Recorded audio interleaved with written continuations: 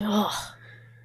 So how did we get here? I want to back up just a minute and remind ourselves of all the circumstances that contributed to the scenes that we just saw in Ottawa, which are absolute insanity. Now, remember, just last Sunday, we were sitting here thinking, well, the truckers look like they've got some real momentum here. There are cracks starting to form. And to be clear, I think there are. This is basically an Ottawa thing, and the rest of Canada, including their premiers, are going, dude, no, this is way over the top. What are we doing?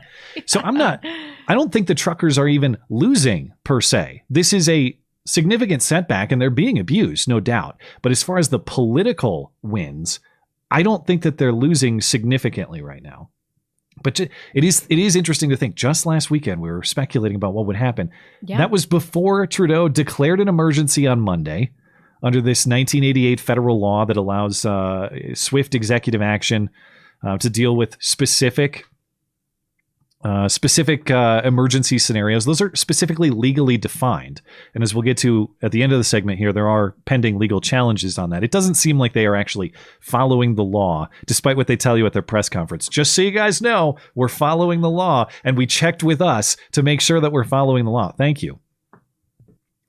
So we'll get to that challenge in a minute. But Trudeau declares this emergency, and based on these emergency powers, they effectively declare a no-go zone in downtown Ottawa this week. There were over 100 checkpoints set up on the perimeter of this no-go zone, and the only people living and working within that perimeter were allowed to enter.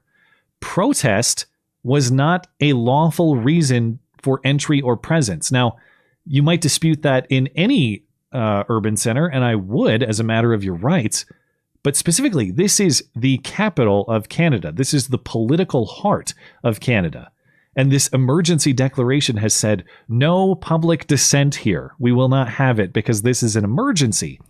Not even media allowed in. In fact, the Ottawa Police Department Twitter account has just been on fire with the insane takes and propaganda over the weekend. So they tweeted out on Friday, all media who are attending the area, this no-go zone, please keep a distance and stay out of police operations for your safety. Anyone found within areas undergoing enforcement may be subject to arrest. So don't bother even coming in here to cover what happens.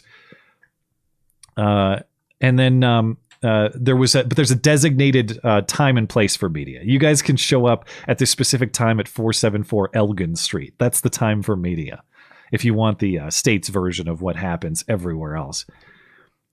And then what's the next step? Well, you bring in the big guns. And we've seen a lot of that. We've seen the batons. We've seen the horses. We've seen the not tear gas or whatever chemical irritants they were using. And suddenly the assault weapons have become common sense as well. Now, Justin Trudeau, you got all kinds of various police forces with full kits. We're talking rifles, we're talking several magazines, we're talking all the tactical gadgets that you may need. Justin Trudeau, in a prior interview with Mother Jones, says these weapons were designed for one purpose and one purpose only to kill the largest amount of people in the shortest amount of time. Well, what was his purpose in deploying these then? Is he going to kill them all? And then you just start crippling the resistance. So we heard some of this in the intro, but the most sinister part of this Emergency Act press conference was the Deputy Prime Minister. Her name is Chrystia Freeland. She said banks would be freezing or halting people's accounts without a court order, so no due process. And then if they do that, they're shielded from liability. So if they freeze or steal your shit, you can't even sue them for that if they do it wrongfully.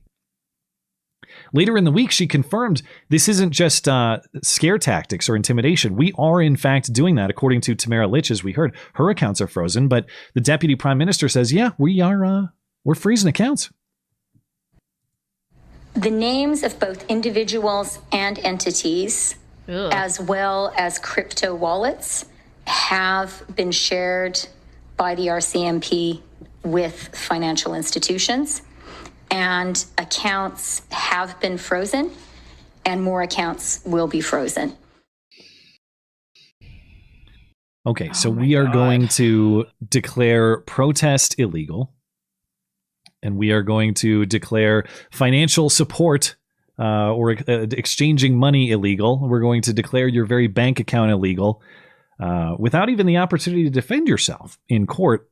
So again, we joke about the meat cleaver. Who's going too far here? Yeah, I know. Who really is? And at least some of that information, now they're working with their FBI equivalent, the RCMP, and I'm sure they have plenty of investigative capacity.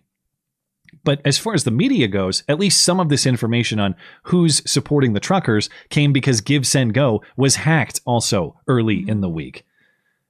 And there's no apparent law enforcement or media interest in investigating who is behind that, yes, illegal act, to the point that you have the guy who claims that he did it screaming insanely like a psychopath into the internet, "Hey guys, here I am. It was me. I did it." And nobody seems to care, much to his own chagrin. Yes, I doxed the truckers. I did it. It was me. I hacked Give, Send, Go, baby. Come at me. What are you going to do? What are you going to do to me, huh? Now, a picture of mental health right there. Yeah, that guy will surely lead you to prosperity. During the rest of that clip, he is screaming, wondering why he's being treated like a mystery. I'm an international hacking master, and nobody will give me the respect I deserve, basically. His name is Aubrey Cottle. It is not confirmed that a guy named Aubrey. That's kind of weird. Rough. We liked Aubrey for a girl's name if we had a girl, but I don't know. There is Aubrey Huff, the San Francisco Giants player. That checks out now that I think about it. That can be a man's name. Is he a Peter Puffer? No, he's very cool, actually. He's been disinvited from all sorts of baseball things because of his politics. Okay. So he's actually, Aubrey Huff is really cool. This Aubrey is not. This is Aubrey Cottle. And again, it's not confirmed that he did it, but he's claiming that he did, and he is Canadian, meaning baseball, the less gay sport. Okay. Yes, a baseball player. I should have clarified. But he's Canadian, so these people talking about investigating all this stuff, they have direct jurisdiction over him. They don't give a damn about it. They're not doing anything about it. And then you have, as you mentioned, the Ottawa police chief saying that demonstrating itself is illegal. Protesting itself is illegal. And if you illegally protest, at least within this zone, they will hunt you down even if you leave. This is the interim police chief, Steve Bell, who replaced the old chief, Peter Slowly, who resigned earlier in the week. There's still lots of people just walking on Wellington Street and all that are supporting. What are you saying to these people if they don't want to leave either? Do not come to our downtown core. We are tired of what's occurring there. We're sick of what's happening in our streets, so leave our area. We won't be allowing people to come down for the unlawful activity of engaging in demonstrations. If the protesters at this point retreat and go home, are they going to be getting sort of repercussions down the road? Or are you going to be sort of actively pursuing the people that you've been sort of documenting and filming who are still out there protesting? What are your plans? The simple answer is yes. If you are involved in this protest, we will actively look to identify you and follow up with financial sanctions and criminal charges. This investigation will go on for months to come. What a okay, bastard. Chairman. Look at his shiny noggin. It's perfect for scalping. Just saying. Make an excellent scalp. Okay, no meat cleaver for Blonde, okay? She's bound to go. Come on. What is it going to go take? too far. Well, let me see. Let me investigate this myself. Well, I don't know. It doesn't look like a criminal head shape, though. It's actually fairly symmetrical. No, that dude's a huge pussy. He's not a criminal. He's a follower of rules. Well, to a fault, apparently. And the rules are going to get even more harsh. I'll get to that in a minute. But again, as we mentioned, your options are what? Stay and get politically prosecuted, or leave and get politically prosecuted. We don't care because you are our enemies and we're just going to get you. And yeah, this is the January 6th-ification of Canada in this entire event. You can bet no expense will be spared to hunt down the grandmas and their walkers who went untrampled over the weekend. So of all the crimes committed in Canada, this will become a federal priority. You can count on that.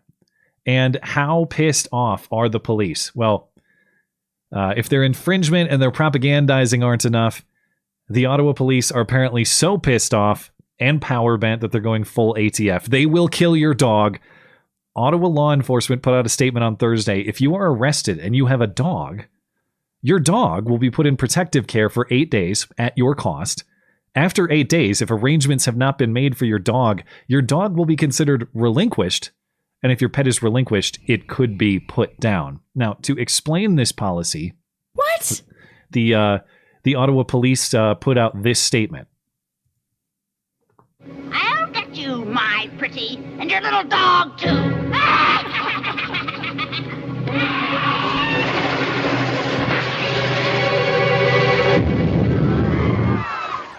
They mean business, apparently. But they think they're the good guys. They really do.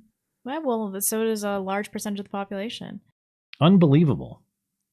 If there's not outcry over the dog issue, I don't know what else we could possibly Those are unite Nazi around. dogs. So Oh, those are blondies.